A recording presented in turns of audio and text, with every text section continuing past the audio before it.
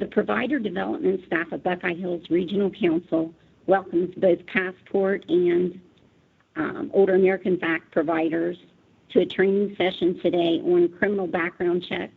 There is also information included to provide guidance for structural compliance reviews and ODA rule updates. My name is Rhonda Varhola. I am the Provider Development Risk Assessment Manager. I will be presenting the first part of this training session. So the PowerPoint slides follow along with the rules that are current at the time of this recording. Today is May 10th, 2018. The specific rules are noted on the slides themselves. This training is not intended to take priority over the current rules, but is to serve as a helpful guide to you. So once you've been able to view this presentation, you can direct any questions that you may have to myself or to Aaron Davis, and Aaron will be presenting later on in the presentation. So we will move forward with criminal background checks. We're starting out with the ODA provider certification requirements for every provider. This used to be called conditions of participation, and still you'll often hear it referred to as COP. So as a Passport or Older Americans Act provider, which also has a rule linking the criminal background checks, you have agreed to follow these requirements in order to receive payment for your services. So by starting with this requirement,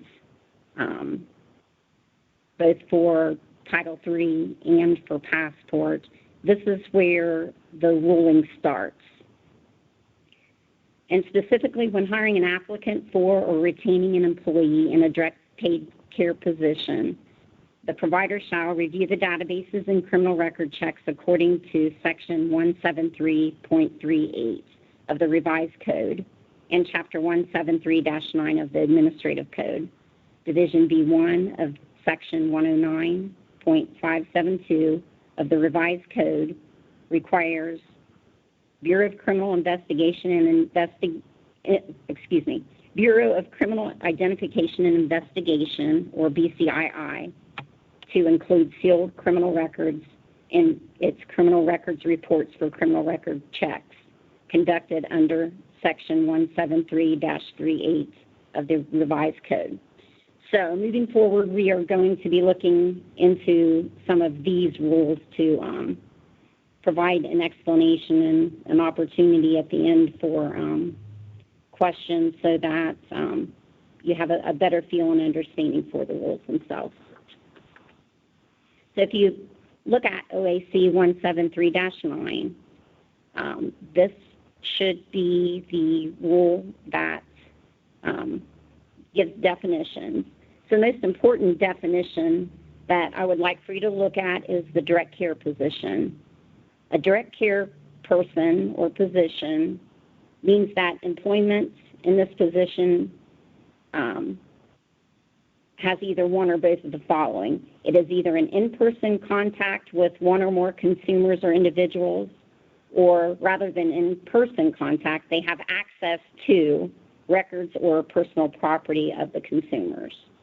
So we will be referring back to this rule or this definition, direct care position, as we move forward.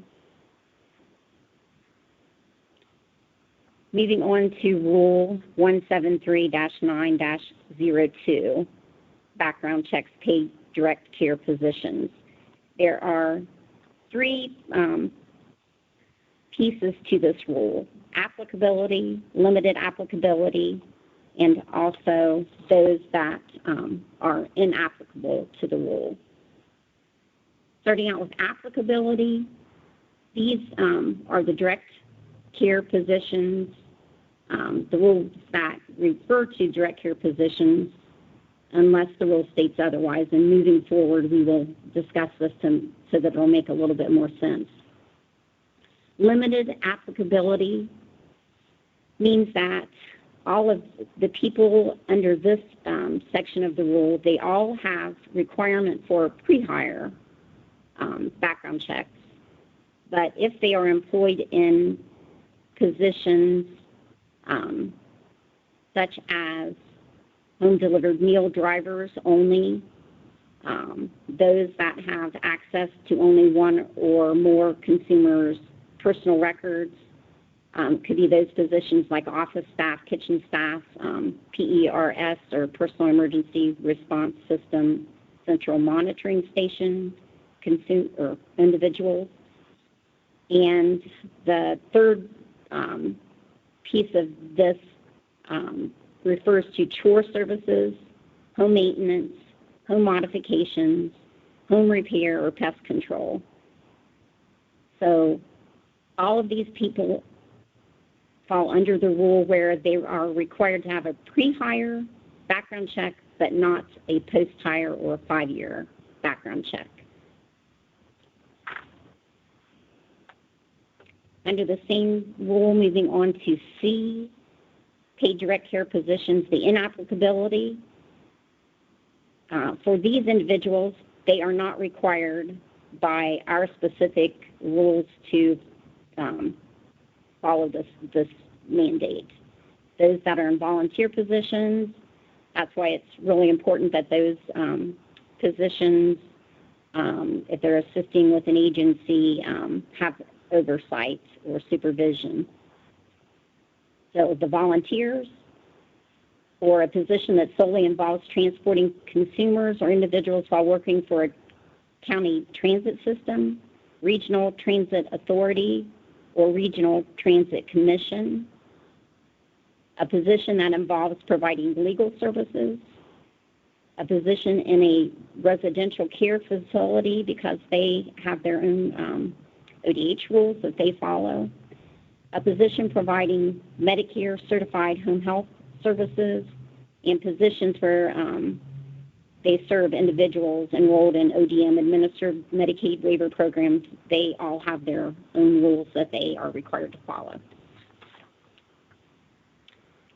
So we'll move on to databases.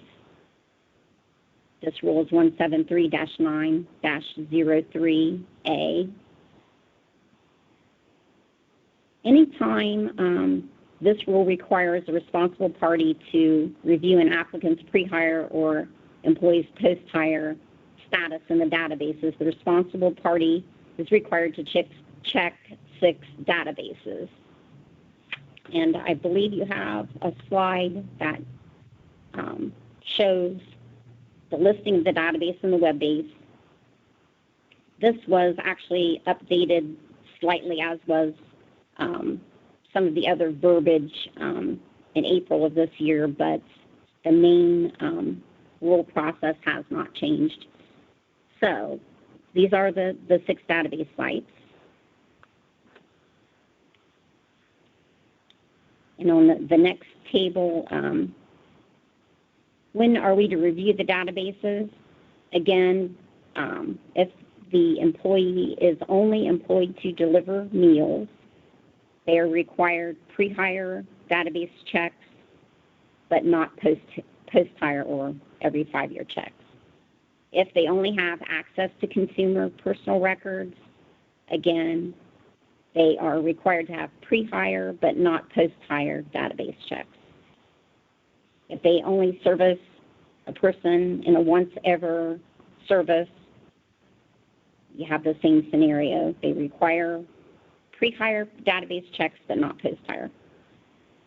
Then again, the transportation positions, as we discussed, only those with county transit systems, regional transit authorities, or regional transit commissions are not required. They have, again, their own rules and regulations to follow. All other transportation positions require both pre-hire and post-hire database checks. And then all direct care positions not listed above do require both pre-hire and post-hire checks.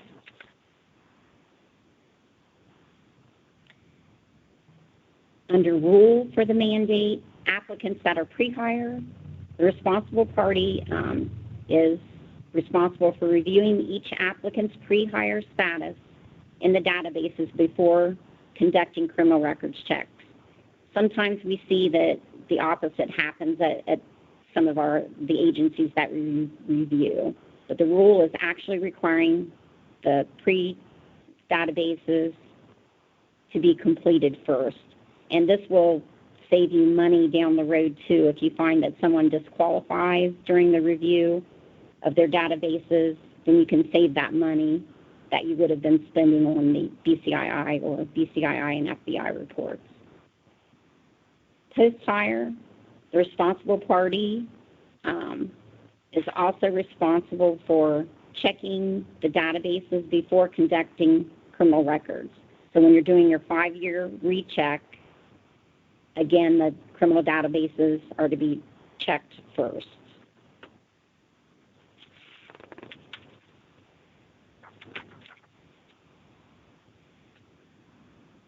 Disqualifying status.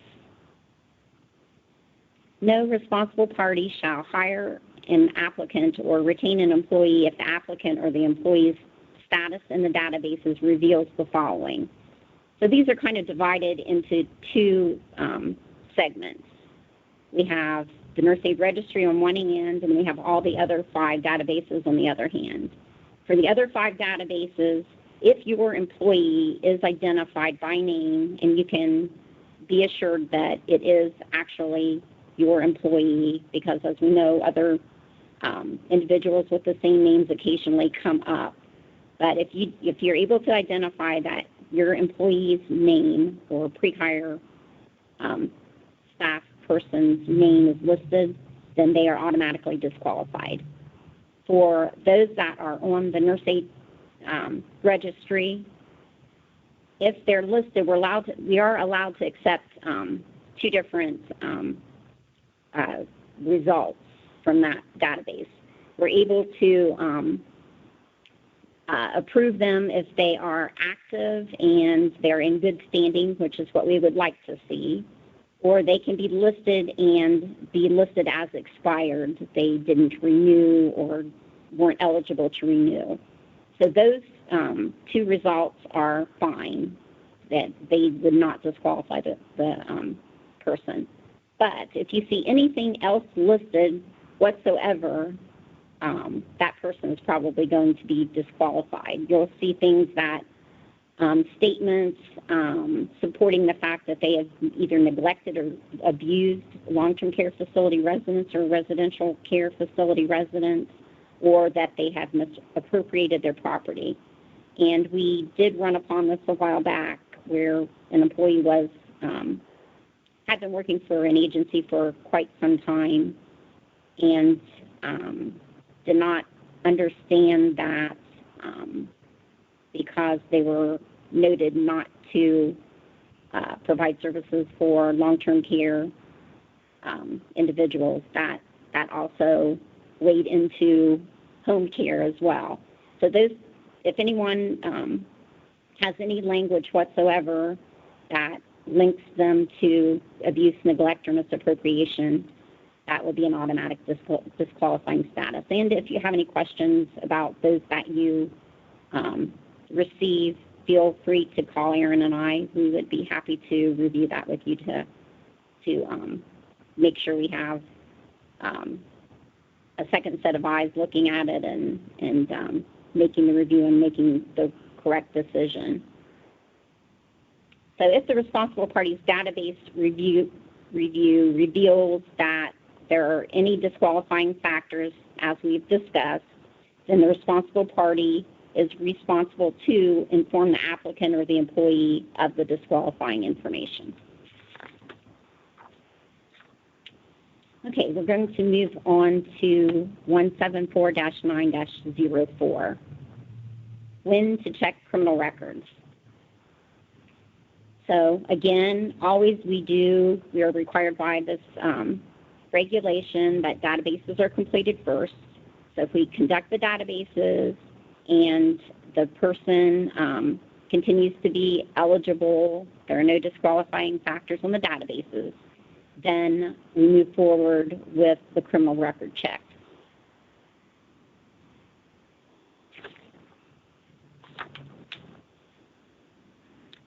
Again, we have on the slide when to check the criminal records checks, and it follows the same, I guess, everyone listed is listed the same way here as they would be listed on the database checks. So I won't go over that a second time. We'll just go ahead and move on. As almost everyone is aware, if they've been working in Passport or the Older Americans Act prior to 2013, in the year of 2013, there were different expectations and rules and regulations that fell into place. So following along with this slide, during pre-hire, the first deadline after January 1 of 2013 was for pre-hired individuals to have criminal record checks completed, and along with that criminal record check, there's also a requirement for conditional hiring, and Aaron will review that with you here in a short while. So if we move on to the next slide, this refers to post-hire employees. So we have segments of people. If you have been in business for several years, we have employees that have been hired several years ago, and maybe even before Passport and Older Americans Act fell into play for your facility, before certification for this. For those employees that were hired prior to 2008, then they were required to have criminal records checks completed in 2013, and it was looking at their hiring anniversary dates when they were first hired, that date plus 30 days into the year of 2013. So 2013 was a big year, and many background checks were completed then. Then subsequently, as you'll find with all of the other post-hire people on this slide, the requirement then is every fifth year. Again, they're looking at their hiring anniversary plus 30 days, and it needs to be completed within that time frame. For employees that were hired from 2008 to the present day, their fifth year hiring anniversary, again, we look at when they were hired and allow an additional 30 days, and that is the deadline for the fifth year recheck. And then subsequently, every 5 years plus the anniversary date plus, looking at the anniversary date plus 30 days. Okay. Then also, if you should choose to do them more often than every 5 years, that's totally up to you, and that's totally acceptable. So there is no deadline as long as the databases are reviewed first, just as in the other options or selections there on the slide. You can do them prior to every 5 years. It just can't be beyond the fifth year hiring anniversary plus 30 days.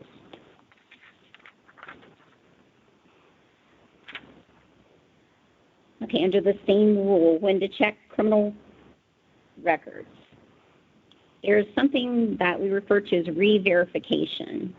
If you have someone that you are looking to hire and that person, if any person has requested a criminal records check on the applicant or an employee in the past year, according to 109.572 of the revised code, it requires the BCII to include sealed criminal records in the criminal records submission. It returns to the person making the request. That's a little bit confusing. I may not have read that verbatim, but anyway, you have a 12-month period. If someone has requested a criminal records check and that criminal records check meets the fingerprinting code requirements, and if all criminal records all sealed criminal records are able to be opened, then your agency may request a re-verification of the criminal record from BCII. So therefore, you would not have to resubmit new fingerprinting images as long as it's within the 12-month period. So if you have questions, it's a little bit confusing, and if you have questions on that later on, feel free to contact us. When to check criminal records. We have a couple of categories here: sealed records and also, no, I'm sorry, I'm getting ahead of myself. We're getting back to just when to check the criminal records. It has been a part of the rule for quite some time that sealed records are required to be opened. All sealed records open for criminal records in order for ODA to accept the fingerprinting checks. So we have listed here 6 ODA-approved reasons for fingerprinting codes. ODA will accept any of these codes. They do recommend, if you choose to do so, they recommend the 173.38 as a code that actually specifically addresses home and community-based services. They feel that that most encompasses the roles of the employees for Passport and Older Americans Act. And then lastly, for my section, under 173-9-04 still, when an employee has lived in the state of Ohio and is able to provide evidence that they have been a resident of the state of Ohio for the 5-year period immediately preceding the time that they are required to have their criminal record checked. For those individuals, the BCII is the only fingerprinting that is required. For those that do not present evidence that they have lived in the state of Ohio, then an FBI criminal background check is also required. How do you verify that? Some of the facilities do different things. We see on the application, sometimes that question is asked. Have you been a resident of the state of Ohio for the past 5 years? And they check a yes or a no.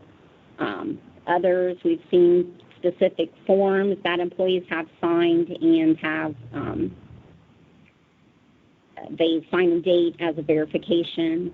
However you handle that, but it's okay, but there isn't a specific rule related to how that's handled, but it is your responsibility to verify that they have been in the state for the 5-year period immediately preceding the date that they're required to have background checks. So if they do not provide that information or evidence of that information to you, then at that point an FBI submission is required.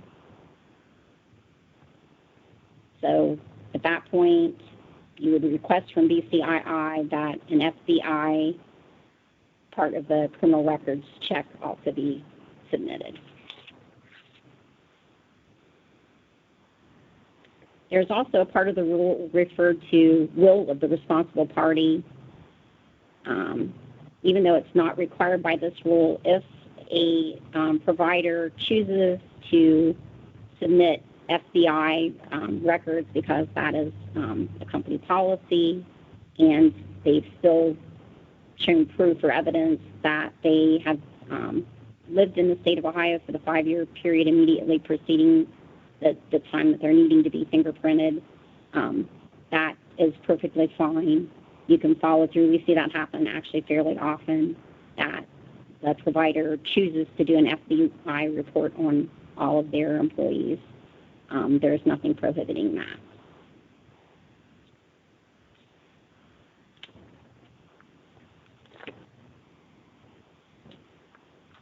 Okay, moving forward, we're going to be talking about conditional hiring, and Aaron will be discussing that rule with you. So I'm going to have a change of presenters here. Thank you. Okay. I'm Erin Davis, and I'm a Provider Development Risk Assessment Specialist here at Buckeye Hills. And I will be continuing with the criminal record check presentation, starting with conditional hiring requirements listed in OAC 173-9-05. So you may conditionally hire an applicant for up to 60 days while you wait for the applicant's criminal records, but only if you comply with the following two requirements. So requirement number 1, database reviews. You should not conditionally hire an applicant unless you have conducted the database review and the applicant's status in the databases was not disqualifying. Number 2, criminal records check. You should not conditionally hire an applicant unless you request a criminal records check before the following deadlines. So deadline number 1, when you're using web check. So if your company policy requires the applicant to provide their fingerprints directly to BCI&I by using web check, you should not conditionally hire the applicant until the applicant provides their fingerprints to a web check vendor. And if your company policy requires fingerprint impression sheets, you do not require the applicant to provide their fingerprints directly to BCI&I by using web check. You should not conditionally hire the applicant until you receive the applicant's fingerprints on a completed fingerprint impression sheet. If you conditionally hire the applicant after obtaining the fingerprint impression sheet, you should give the sheet to BCI&I no later than 5 business days after you conditionally hire the applicant. So moving on to OAC 173-905D, there are 3 reasons to release an applicant. So reason number 1, 60-day period ends.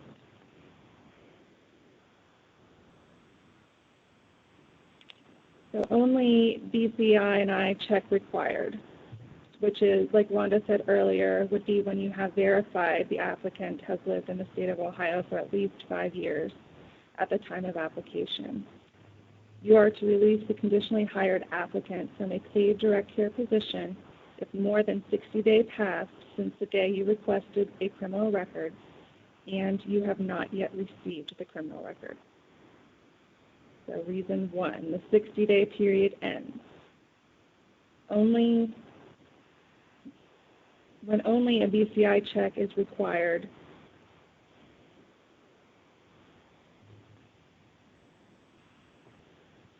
okay, I apologize there. I was reading that section twice. So again, just to start over here, for reason 1, for the 60-day period ends. So again, if you have an applicant that you've verified they've been an Ohio resident for at least 5 years at the time of the application, you are to release them if you have not received the criminal record results within 60 days.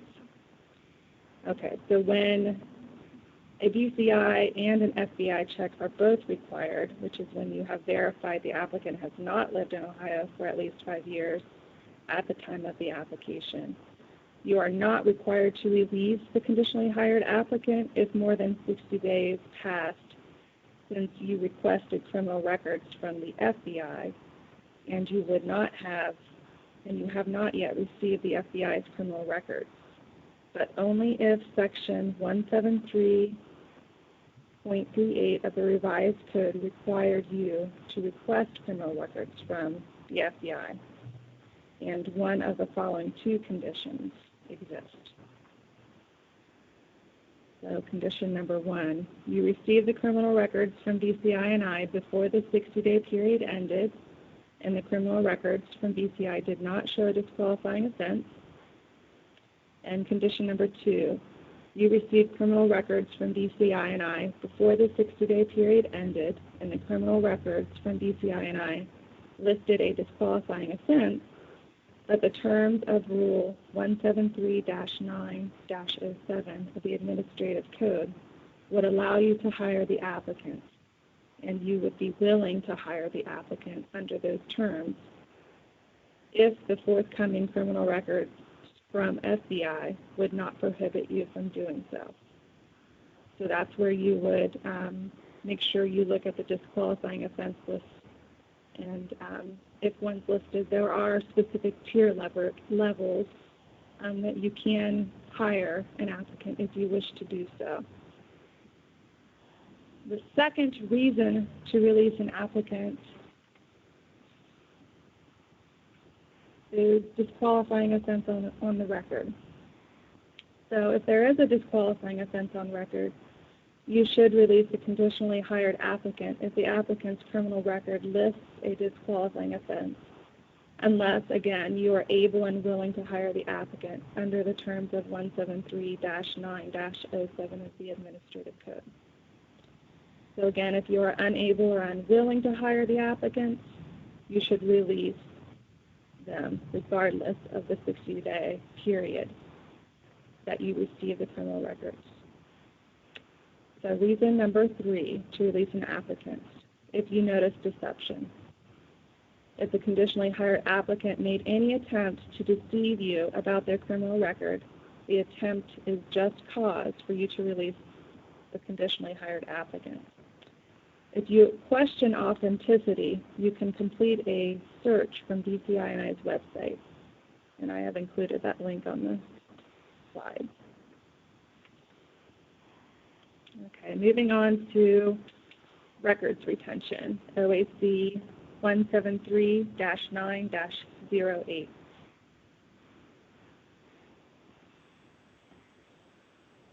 Okay, so roster requirements. This rule lists the required elements that must be included in your agency's criminal record check roster. We have provided an example to refer to in your packet. The roster is intended to assist you with keeping track of conditional hiring, hire dates, when you requested and received a BCI or criminal record check, and when the employee is due for their 5-year criminal record recheck. Please remember, anytime you complete a criminal record check, it must be logged on the roster. So it lists specifically what's required on the roster. So like what you're looking at, the example, you need the name of each applicant and employee, the date that you hired the employee, the date you requested criminal records from BCI, the date you received those results, and a determination of whether the results revealed that the applicant or employee committed a disqualifying offense. Okay.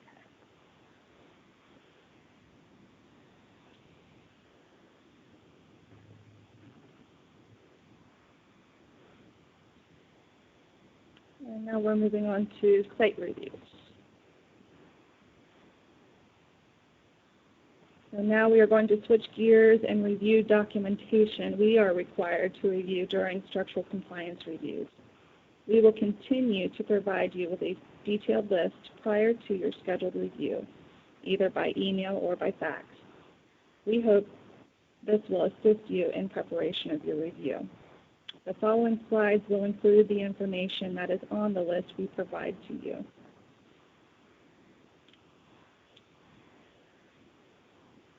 So the following requirements are taken from OAC 173-39-02, which is ODA provider certification requirements for every provider, or formerly known as conditions of participation, and also from OAC 173-3-06, Older Americans Act, requirements to include in every AAA provider agreement.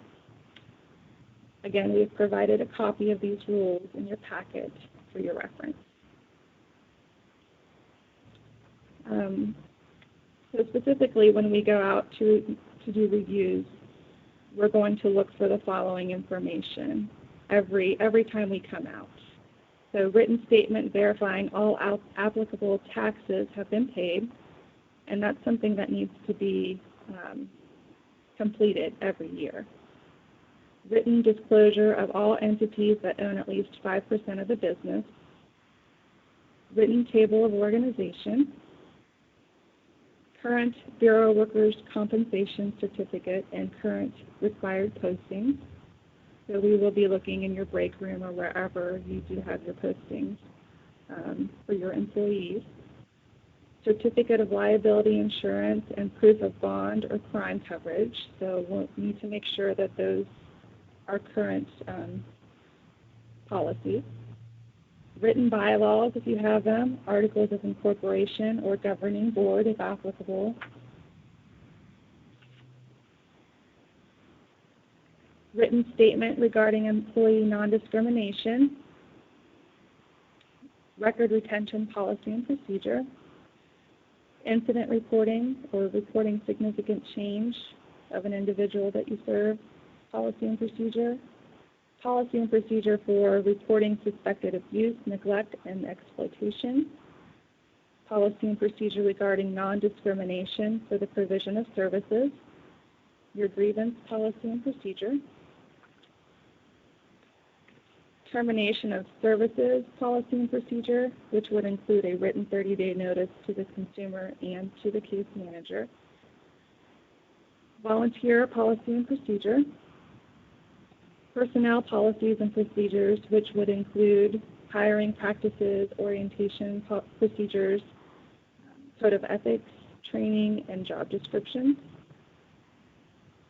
And we need to verify how your agency ensures no employee will serve an ODA consumer if they are the consumer's spouse, parent, step-parent, legal guardian, power of attorney, or authorized representative. We also need to look at your confidentiality policy and procedure. A written statement defining the purpose of your business, and we also see that listed as a mission statement. Either one of those is acceptable. Of course, the criminal record check roster that we just reviewed. And then you'll need to have employee files available for random review, including, but not limited to, pre-hire and post-hire criminal record checks and database checks, orientation, job description, code of ethics, training, qualification verification, continuing education, and performance appraisals. And also, we will be reviewing consumer files, so we'll need those available for random review, including documentation required for the service that you provide within the 3-month time frame that is outlined in the list that is sent to you prior to your review. If you have questions regarding documentation that will be reviewed, please let us know. We attempt to be as transparent as possible, listing specific documents we will be reviewing, which most are redundant year after year, but some do need updated annually. Please remember that our tools and lists we provide are only intended to assist you in preparation of your review, and we encourage you to review the rules when you have questions. If you are still unsure, please feel free to reach out to us. We have also included a copy of OAC 173-39-04, Provider Structural Compliance Review, which is in your packets for your reference. This rule explains the review process, including timelines and required documentation for completing reviews. Going back to item number 21, for personal care and homemaker providers, one other requirement is reviewing supervisory visits within the past year. I just wanted to make sure that I clarified that as well. Okay, moving on to rule updates. Our last topic of discussion will be about the rule updates. The best way to ensure you have the most up-to-date information regarding rule updates is to sign up for rule updates through ODA's website. and the website is aging.ohio.gov. When you go to the website, you will need to scroll all the way down to the bottom of the screen until you see the box that states Sign up for email updates. Once you select that box, you will simply follow the prompts and complete your contact information. Once you are signed up, ODA will automatically send you emails alerting you of any rules that are up for public comment, which allow public input before a rule is put into effect, and also the rules that have already been put in effect. To review or print rules from ODA's website, you will need to go to the home page where you will select For Professionals. Once you select For Professionals, you will then select Administrative Rules. Administrative Rules will take you to this screen. In order to review the rules separately, you will select Rules in Effect. Once you have completed that step, all of the rule topics will appear and you will be able to select the rule you were wanting to review or print. We have also provided you a list of the most recent rule updates that are available in your packet. If you would like, you can go to ODA's website to review or print these for your records. The most recent were effective 6/1 of 18, Older Americans Act rules listed on your screen. The next slide, there's a few different ones. There's effective 5/1/18 for personal care, for passport, 4/1/18 for background checks, and that's for passport and for Older Americans Act. And that was just a little tweak in the verbiage for the rules. The basic, the rule, following the rules, is everything is the same. For effective 12/1 of 17 for passport, minor home modification, maintenance and repair. And then some other ones for passport, independent living assistance, personal emergency response system. That one did take effect 7/1 of 17. There were quite a few changes. So if you're not aware of that, I encourage you to print that off and review it. Older Americans Act, nutrition, there were a lot of changes with that as well, and those were effective 8/24/17 for home-delivered meals. And passport homemaker was tweaked a little on 10/1 of 17.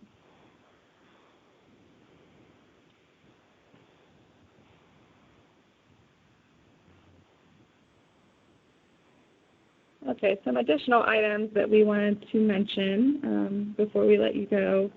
If you look at your packets that we provided before you listened to the slideshow,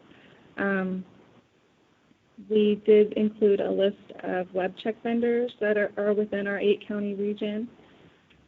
Feel free to use that if you need to send somebody, an applicant or an employee, to have their background checks done. And we hope that's a useful tool for you. And for our non-agency providers, we have also listed the specific rules for criminal record check requirements for you. And that's OAC 173-9-03.3. And again, that's for the self-employed or the non-agency providers. Any questions that you have about this presentation can be directed to the provider development or QI staff. And we want to thank you for taking the time to take part of our presentation today. And as always, we thank you for all that you do for the consumers in our region.